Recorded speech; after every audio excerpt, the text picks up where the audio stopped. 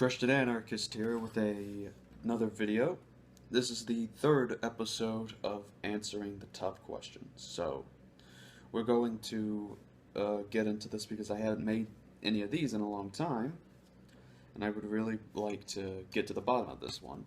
So I want to read two questions concerning the different Christian denominations. One of them is Catholicism. The other one would be Seventh-day Adventism. So let's immediately get to the questions, and I will start. I don't know why I took these off, but let's bring it back. Alright, a person by the name of Cougar12 asks, do you think Seventh-day Adventists is a valid religion among Christianity? If so, why? If not, why? And what are your thoughts on Dr. Ben Carson? But Ben Carson, I think, is somewhat of an interesting politician because it found out he is a Seventh-day Adventist. And so as far as Seventh-day Adventist goes, I believe it's possible that some of these people who are Seventh-day Adventists can be Christians and can be saved. But then there's some that believe that if you are not a Seventh-day Adventist, like they believe that Saturday is the holy day. That's the interesting thing about a Seventh-day Adventist. And they believe that if you do not keep Saturday as the holy day, then you will not then you will not go to heaven or be with Jesus whenever he reigns. And that's the whole thing. They say that Christ's reign is imminent and his return is imminent. So I don't know exactly what that means with them saying that.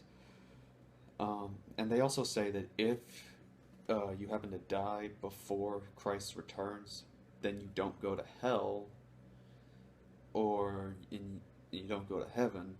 You just kind of sit there like you're asleep until Christ returns. And if you're good, then you go to heaven. But if you are bad or not worthy in God's eyes, so they do focus on some of these people focus on a works-based salvation. If you're bad, then you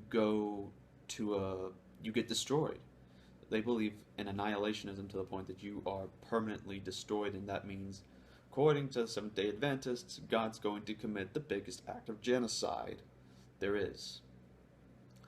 Alright, so hopefully I answered your question there. So, some guy by the name of Jesus Circus Jesus, I don't know how to say this name. Why do so many evangelical Christians claim that the largest Christian denomination by far, Catholicism, is not Christian, and perhaps even satanic?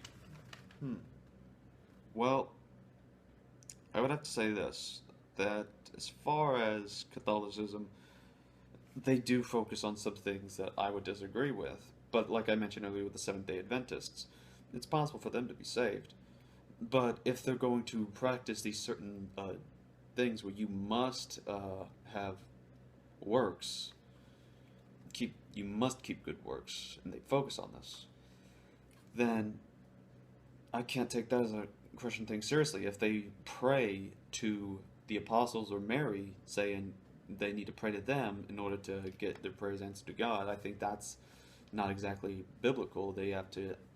Jesus says he's the only mediator. There's only one mediator between him and God, and that's Jesus Christ. So basically, he's the one we can pray to as well as God. Whatever we ask, we receive, is what the passage I believe refers to.